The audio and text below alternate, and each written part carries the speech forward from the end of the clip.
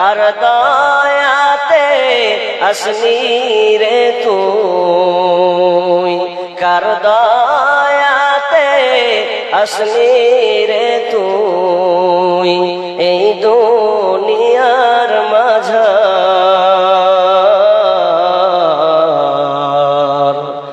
না মানলি ফরমান রে তুই, না মানলি কোরআন। শিশু ছিলি জোয়ান হইলি,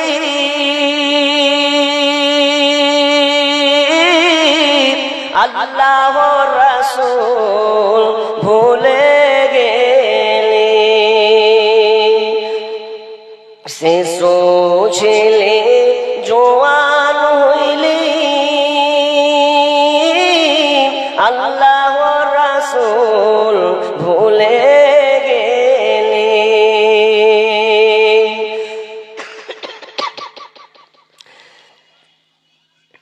শিশু ছিলি জোয়ান হইলি,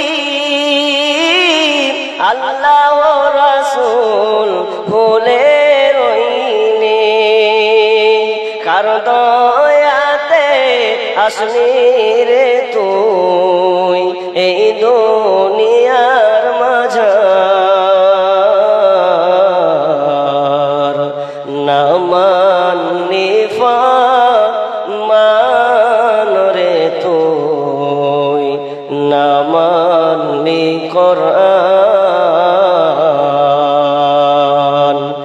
না মানলি ফরমান রে তুই, না মানলি কোরআন।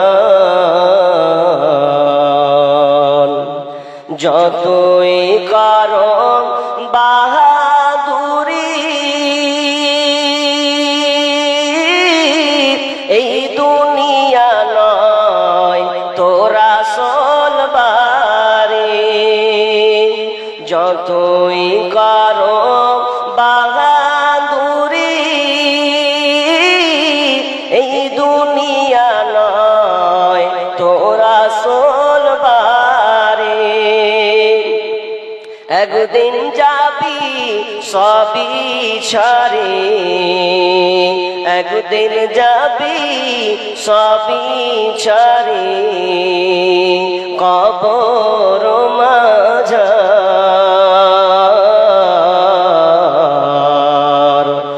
না মানলি ফরমান রে তুই, না মানলি কোরআন। কারো প্রেমেতে ভুলে রইলি আল্লাহর ইনসান। না মানলি ফরমান রে তুই, না মানলি কোরআন। না মানলি ফরমান রে তুই, না মানলি কোরআন।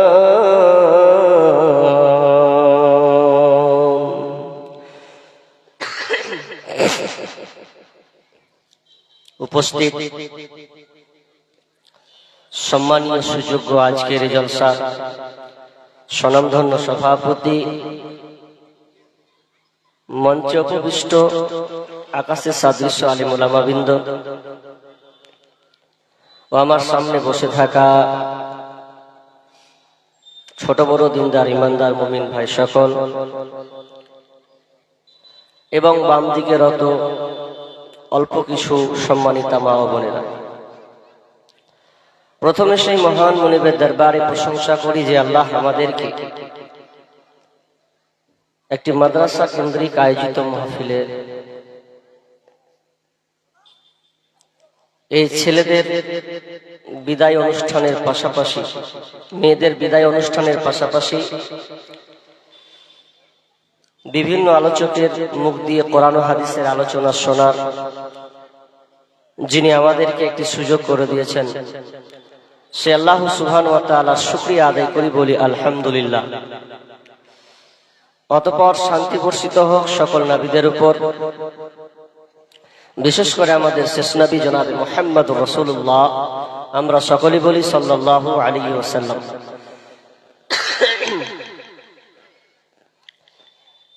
ভাই যারা একটু দাঁড়িয়ে আছেন একটু বসবেন না? বুঝলাম না, এখানে তো কিছু পাওয়া যাবে না ভাই। বেয়াদবের মতন আপনারা দাঁড়িয়ে আছেন, কয়টা ছেলে বস, এত লোক নাই, ও দাঁড়িয়ে দাঁড়িয়ে ফেল ফেল করে দেখছে। চলে যাও বাড়ি, অসুবিধা নেই, বাড়ি যে আরাম করো বা বেশি ভালো।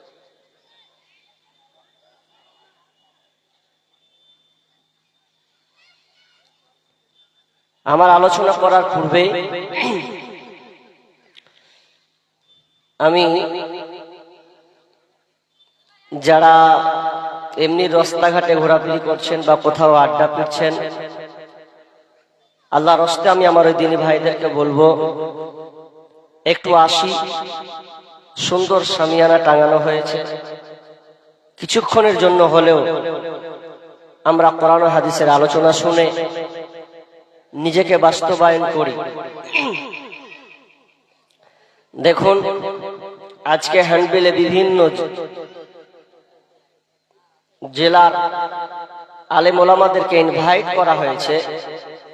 যদি আপনারা এতে সহযোগিতা নাই করেন, এত বড় শামিয়ানা, বুঝলাম না পরিস্থিতি কিভাবে তারা পরিচালনা করলো। তা আমার এটা মাথায় কাজ করে না যে আপনারা কিভাবে পরিচালনা করলেন আর কোন দিকে চাক্কা ঘুরিয়ে নিয়ে গেলেন। জানি না আপনারা কিভাবে পদক্ষেপ নিয়েছেন, আল্লাহ এই প্রতিষ্ঠানকে কবুল করুন। তবে আমি আর কিছু কথা না বলে আমি আলোচনার দিকে চলে যাই। আমি আপনাদের সম্মুখে মহাগ্রন্থ আল কোরআন থেকে সূরা আহজাব থেকে একটি আয়াত পড়েছি, আয়াত নম্বর 63, সূরা নম্বর 33। ছোট্ট একটা আয়াত আমি আপনাদের সামনে তেলাওয়াত করেছি এবং তিরমিজি থেকে একখানা হাদিস পাঠ করেছি। যদিও হাদিসটিতে দুর্বল, তবু বিভিন্ন হাদিসের আলোকে যে আলামতগুলোকে টেনে নিয়ে আসা হয়েছে সেই হিসাবে আমি আপনাদের সামনে পর্যালোচনা করব। আল্লাহ রাব্বুল আলামিন এই পৃথিবীকে একদিন কুটিয়ে নেবেন। যেমনটা উদাহরণস্বরূপ বলতে গেলে, যদি মজলিস হয়, আলোচনা হয়, এই আলোচনার পাশাপাশি যদি সমাগম শেষ হয়ে যায়, তখন সঞ্চালক, সভাপতি আর দায়িত্বশীল যারা, তার এক পর্যায়ে সিদ্ধান্ত নিবে যে এই মাহফিলটাকে কুটিয়ে না হোক, আর কোনো আলোচনা না বাড়িয়ে। ঠিক তেমনি ভাবে আল্লাহ সুবহানাহু ওয়া তাআলা এই দুনিয়াটাকে কুটিয়ে নেবেন। কখন? যখন দেখবেন যে ঈমানদার আল্লাহওয়ালা মানুষ আর পৃথিবীতে একটাও নাই।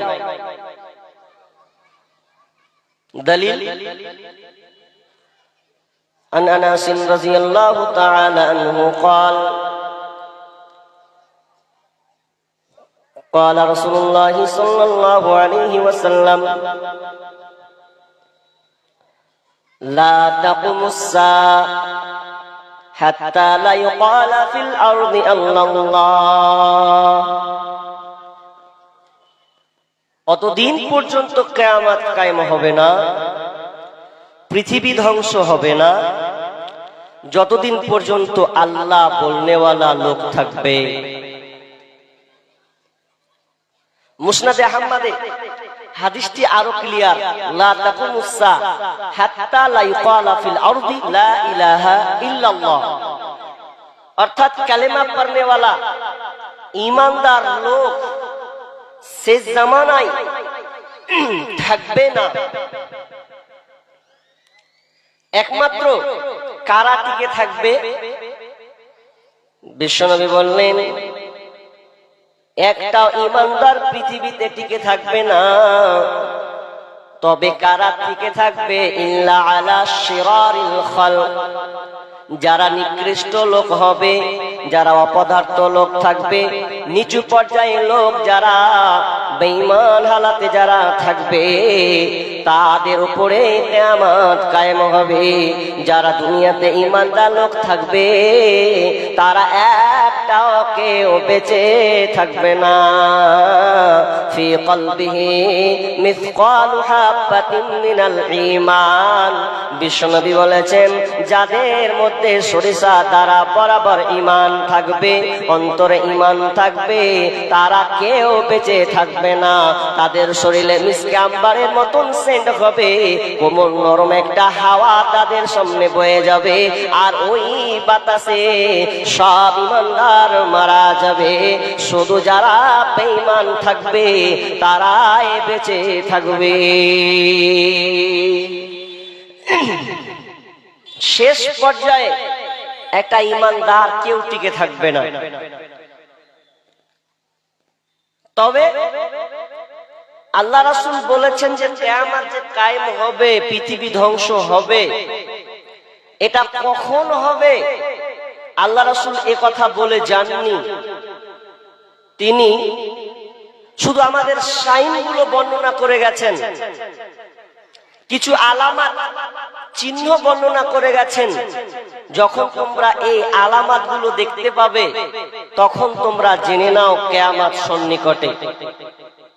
এখানে আপনাদের সামনে পড়েছিলাম, ওই হাদিসে 15টি আলামত বর্ণনা করা আছে, 15খানা আলামত।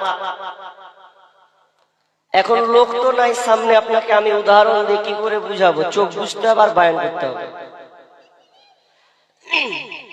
তবু আমি চেষ্টা রাখছি যে আপনারা সংক্ষিপ্ত আলেম ওলামা বই লিখেছেন, তার করেছেন, তার মধ্যে আমি একটা ভাগ আমি আপনাদের সামনে আলোচনা করব। কিয়ামতের আলামত কখন থেকে শুরু হয়েছে? ওই বাচ্চাটাকে থামাও তো, কে সামনে এরকম করছে? কে এগুলো? কার বাচ্চাগুলো?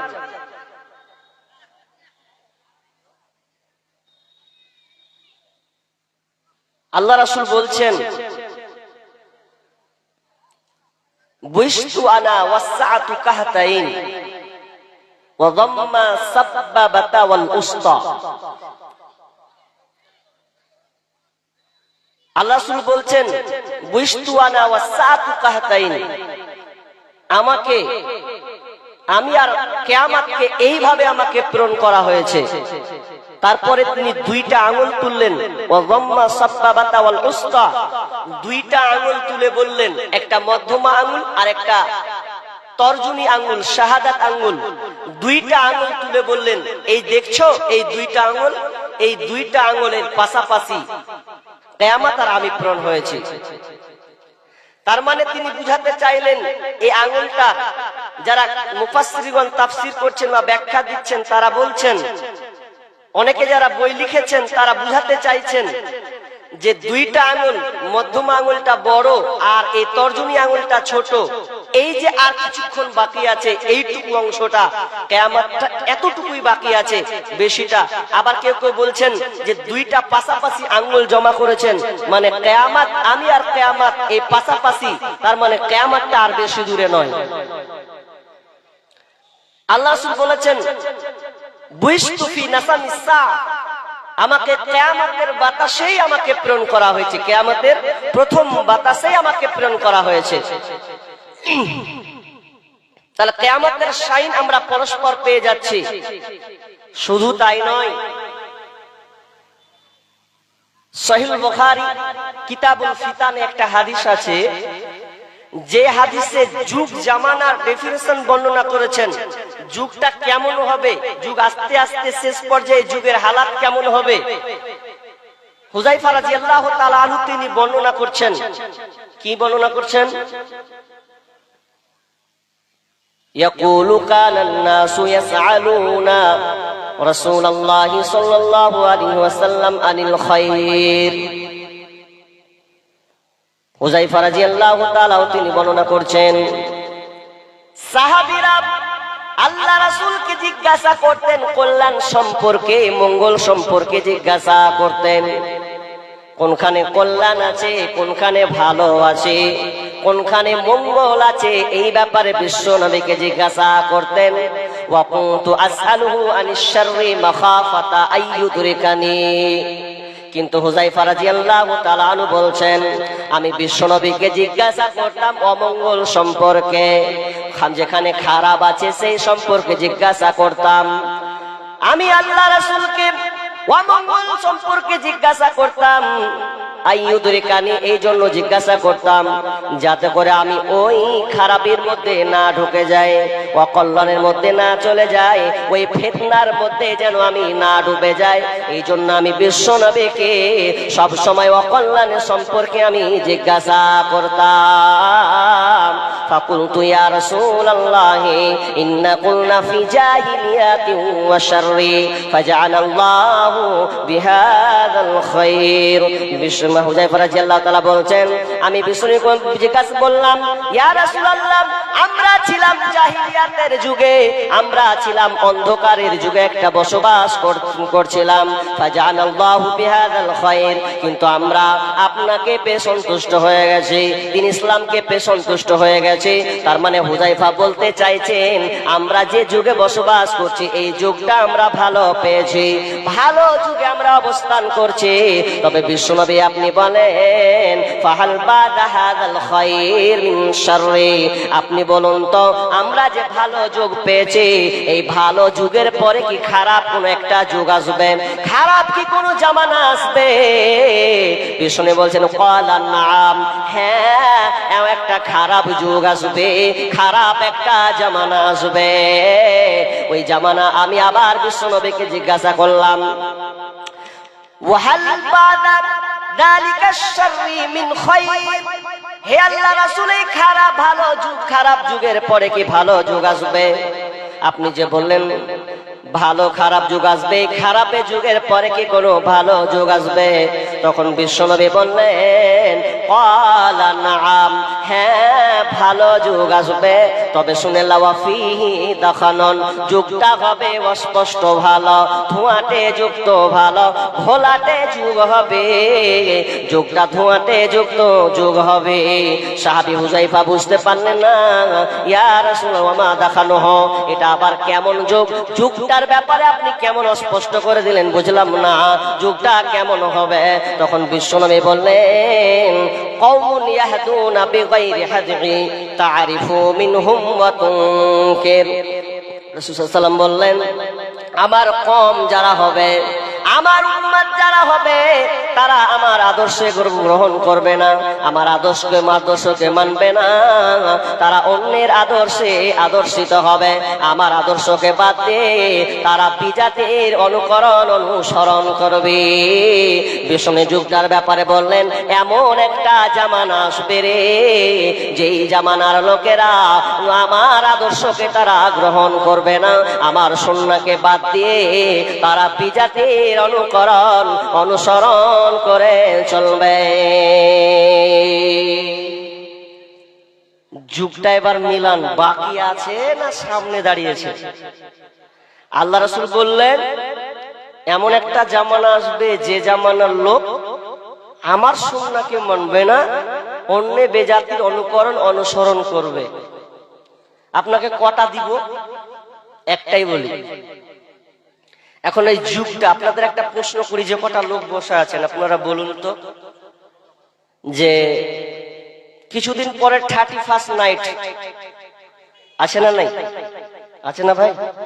হ্যাপি নিউ ইয়ার, নতুন বছর উদযাপন, নববর্ষর নামে যে দিনগুলো আমরা মানছি, বা আমাদের ছেলেরা, আমার ভাইয়েরা মান্যতা দেয়, গ্রহণ করে। আচ্ছা বলেন, এটা কার আদর্শ? এটা রাসূলের আদর্শ? জি, এটা তো নবী দিয়ে যাননি, এটা নবীর সুন্নাহ নয়, এটা তো বেজাতির অনুসরণ। আল্লাহ রাসূল বলছেন মান তাসাব্বাহা বিকওমিন ফাহুয়া মিনহুম, যে জাতি অন্য জাতির অনুসরণ করবে সে আমার দলভুক্ত নয়। অর্থাৎ যে মুসলমান বলে নাম আখ্যায়িত করেছে, বলছে আমি মুসলমান, অথচ সে বেজাতির অনুকরণ সে লিপ্ত আছে, আল্লাহ রাসূল বলছেন ও আমার উম্মত নয়, ও আমার দলের নয়। তাহলে আপনি বলুন তো, আমরা যে সামনে হ্যাপি নিউ ইয়ার মানাচ্ছি, হ্যাপি নিউ ইয়ার, আপনার ছেলে ডিজে বাজাবে, এই রাত 12টার পরে যখন সকাল হবে, সকালে একদম টেম্পু ভাড়া করে আর বক্স ভাড়া করে আর বোলেরো করে এক জায়গা থেকে এক জায়গায় বন্ধু বান্ধব নিয়ে আড্ডা পিটে গান বাজিয়ে তারা উদযাপন করবে, এটা বলুন এটা কার আদর্শ? আল্লাহ রাসূল এই আদর্শ আমাদের শিখিয়ে যাননি। আপনি তো আলেম ওলামার বক্তব্য নেবেন না, আপনি খুব শিক্ষিত মনে করেন আপনি নিজেকে, কিন্তু আপনি শিক্ষিত হলো আপনি আপনাকে বলবো আপনি আলেম ওলামার কথা নিয়েন না। আপনি ওই গুগল মাস্টারকে জিজ্ঞাসা করবেন, গুগলতে সার্চ দিবেন, সার্চ দেওয়ার পর আপনি শুধু একটা 5টা শব্দ লিখবেন, অক্ষর লিখবেন, JANUS, জানুস শব্দটা লিখবেন, তারপর বুঝবেন ঠেলা। আমরা যে হ্যাপি নিউ ইয়ার নামে এই পিকনিক তৈরি করছি, আপনি জানেন এটা কারা উদযাপন করে, কাদের অনুসরণ? যারা খ্রিস্টান পৌত্তলিক যারা আগে খ্রিস্টান শুরু করলাম, আমরা তোমার পূজা শুরু করলাম কেন? যদি তোমার সামনে আমরা আরাধনা করে পূজা পাঠ করে, যদি আমরা আজকে আনন্দ উল্লাস করে, যদি আমরা আজ রাতটাকে আলোকিত করে দেই, তাহলে কি হবে? আমাদের সামনের বছরটা আনন্দে কাটবে। এটা তোমার কাছে ক্ষমতা আছে, তুমি হলে আমাদের দেবতা, আর তুমি হলো ভবিষ্যৎ এবং অতীতের মালিক। এটা দেবতার সামনে বলা হয়। তাহলে আপনি বলুন আপনি কোন মুসলমান যে আপনি 31st নাইট গ্রহণ করলেন, উদযাপন করলেন? এটা তো হারাম, এটা তো শিরকের পর্যায়ে চলে যাবে। তবে আপনাকে একটা গার্জেন হিসাবে বলছি, আপনি গার্জেন যেহেতু, আপনার ছেলে মেয়েকে আপনি ঠেকাবেন। 31st নাইট নামে নোংরামিতা বর্বরতা যত বহিঃপ্রকাশ হচ্ছে, এগুলো মুসলমানরা বিশাল পাবো কি পাবো না, যদি আপনি পেয়ে যান তাহলে আপনি প্রস্তুতি গ্রহণ করবেন। আজ থেকে আমি অন্যায় করব না, অশ্লীলতা করব না, চুরি করব না, জেনা ব্যভিচার করব না, এই নিয়ত করে আপনি আল্লাহকে বলবেন আল্লাহ আমি আজ থেকে ভালো হয়ে গেলাম, 5 ওয়াক্তের পাবন হবেন। এটা তো মুসলমানের দায়িত্ব ছিল, কিন্তু মুসলমান আজকে তার বাকি জিন্দেগির কথা কোনো খোঁজ নাই, কবরের কথা ভুলে গিয়ে, জাহান্নামের কথা ভুলে গিয়ে তারা আজকে দুনিয়ায় মাত্রহারা হয়ে গেছে। বেজাতির অনুকরণ করে তারা জীবনটাকে পরিচালিত করছে। এই জামানা খুব খাতারনাক। হাদিসটা অনেক লম্বা আছে, তো আমি আর বাকি সাইড আমি আর বলছি না, কারণ আমার আজকের আলোচ্য বিষয় কিয়ামতের আলামত। কি আপনাকে কিয়ামতের আলামত সম্পর্কে জানতে হবে কেন? আল্লাহ রাসূল তো বলেছেন হবেই, তো ঠেকাই কে? আপনাকে একটা কথা বলি, আপনার এলাকায় যদি বান হয়, কোন মহামারী হয়, তাহলে আপনি বসে থাকবেন না এর জন্য প্রস্তুতি গ্রহণ করবেন? আপনার এলাকা ধরে একটা বন্যা চলে আসলো, তাহলে আপনি কি করবেন? আপনার ফ্যামিলিকে বাঁচানোর জন্য, আপনার সম্পদকে রক্ষা করার জন্য আপনি অনেক রাস্তা খুঁজবেন, নিজেকে বাঁচার জন্য আপনি অনেক পথ অবলম্বন করবেন। ঠিক তেমনি ভাবে আপনার ঈমানটা যেন জারি থাকে, আপনার ঈমান যেন ঠিক থাকে, এই জন্য আপনি আলামতগুলো জানবেন এবং এগুলো থেকে বাঁচার চেষ্টা করবেন। দেখেন আমি আলামতগুলো একটা একটা করে বলছি, আমি লম্বা করছি না। জি, বিষ্ণু বলছেন ইযা তুখিদাল ফাইয়ুদু আলান, যখন তোমরা দেখবে জনসাধারণের মাল নেতারা লুটে লুটে খাবে, যখন তোমরা দেখবে রে সরকারের বরাদ্দ টাকাকে নেতারা লুটে লুটে খাবে। যখন তোমরা এই প্রথম আলামত দেখবে, যখন তোমরা এই সংকেতটা পাবে, তখন তোমরা জেনে নাও কিয়ামত সন্নিকটে।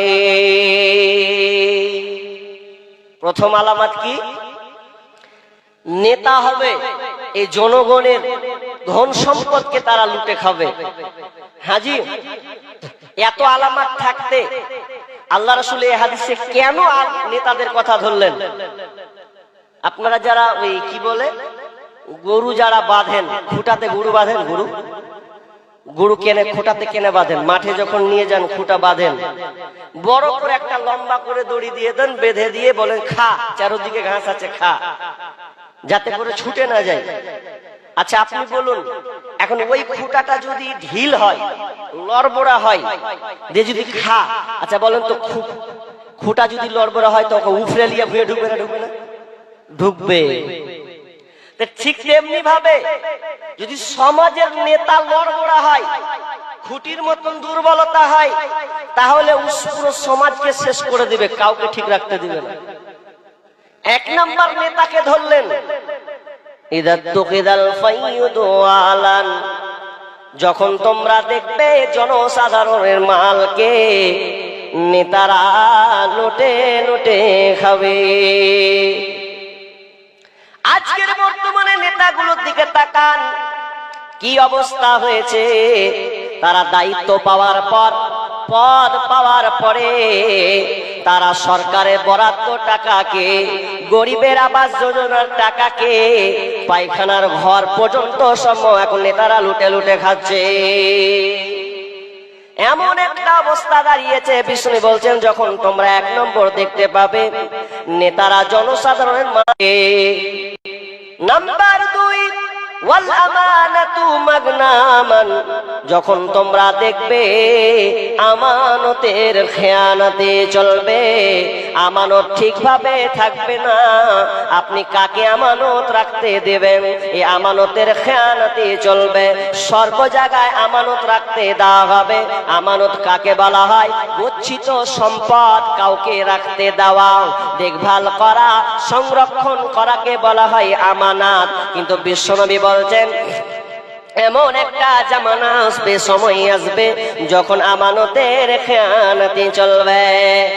আজকে আমরা মসজিদের ক্যাশিয়ার পর্যন্ত ভরসা করতে পারি না, মাদ্রাসার সেক্রেটারি ক্যাশিয়ার পর্যন্ত আমরা ভরসা করতে পারি না। অনেক জায়গাতে ক্যাশিয়ারের দায়িত্ব নিয়ে আছে, এখন পর্যন্ত দায়িত্ব বুঝাতে পারছে না। কত ও আপনার কাছে 5000 টাকা চাইছে, এখন আপনি বলছেন টাকাটা দিব না, টাকাটা পাবো কি? নামাজি লোক, দাড়ি আছে, টুপি আছে, আপনার কাছে 5000 টাকা ধার নিতে চাইলো, এখন আপনি ধার দিবেন কে বারবার ভাবছেন যে আমি টাকা দিয়ে টাকাটা পাবো, ও সময় মতন দিবে, আমানতের খেয়ানাতি করবে না তো আমি যে দিব পাবো কিনা। তার মানে সমাজটা এমন রসাতলে চলে গেছে, দাড়িওয়ালা মুসাল্লি পাওয়া সহজ হয়ে গেছে, টুপিওয়ালা মুসাল্লি পাওয়া যাবে, দাড়িওয়ালা মুসাল্লি পাওয়া যাবে, নামাজি পাওয়া যাবে, কিন্তু আমানতদারিতা মুসলমান পাওয়া মুশকিল আছে, এবং বিশ্বস্ত মুসলমান পাওয়া কিন্তু মুশকিল আছে। আমানত কেউ যেন রাখার মতন রাখছে না, সেই যাকে দিচ্ছে তাকেই যেন দেখে ভরসা পাওয়া যায় না। বিশ্বনবী বলে গেছেন যখন তোমরা দেখবে আমানতের খেয়ানতি চলবে। বিশ্বনবী মসজিদে নববীতে দার্স দিচ্ছেন, সাহাবীদেরকে দার্স দিচ্ছেন, কোরআন হাদিসের আলোচনা শোনাচ্ছেন। তো এক বেদুইন এসে বলছেন মাতাসা, আল্লাহ রাসূল কিয়ামত কখন হবে, কিয়ামত কখন কায়েম হবে? আল্লাহ রাসূল কোনো গুরুত্ব দিলেন না। সাহাবীরা মনে মনে ভাবলেন বিশ্বনবী হয়তো শুনতে পাইনি, এজন্য গুরুত্ব দেয়নি। আবার কেউ কেউ বলছেন না, নবীকে প্রশ্নটা শুনেই ভালো লাগেনি, এজন্য উত্তর তিনি দেননি।